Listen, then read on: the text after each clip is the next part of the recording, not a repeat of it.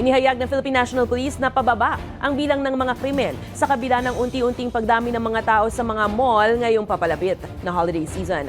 Pero iba ang pananaw ng ilang negosyante sa mga pamilihan na nagsabing kaliwat kanan na ang mga insidente ng pandurukot.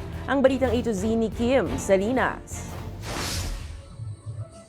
Lumalamig na ang simoy ng hangin habang papalapit ang Kapaskuhan pero mainit naman ang pamimili ng mga Pinoy ng mga panregalo sa mga malls. Siksikan man sa mga pamilihan, ipinagmamalaki ng PNP na bumaba ng higit 20% ang kriminalidad sa buong bansa ngayong September 1 hanggang November 10 kumpara sa parehong period noong 2023. Nakapagtala po tayo ng mas mababang insidente po, nasa 21.42% o mas mababa po ng 1,631 ang naitala po nating mga insidente nung bare months po ngayong taon na ito kung ikukumpara po natin last year. Bumaba ang robbery incident ng 25.64% samantalang bumaba naman ang theft ng 10.14%. Pero iba ang pananaw ng isang negosyante sa isang mall sa Cubao, Quezon City. For me talaga sir, hindi. Mas lalong tumaas siya. Mas lalong madami na din. Halos parang every 1 week may pumupunta dito na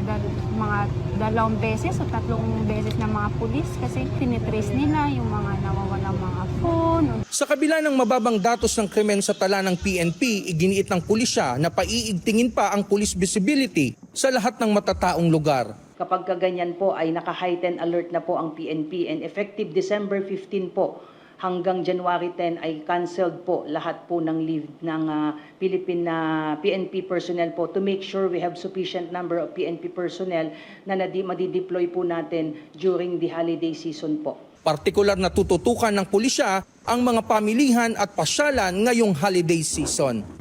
Payo ng ating otoridad, iba yung pag-iingat ang kailangan at patuloy na maging alisto at mapagmatyag sa paligid nang hindi maging biktima ng kahit ano pa mang modus operandi ngayong Kapaskuhan. Para sa Balitang A to Z, Kim Salinas.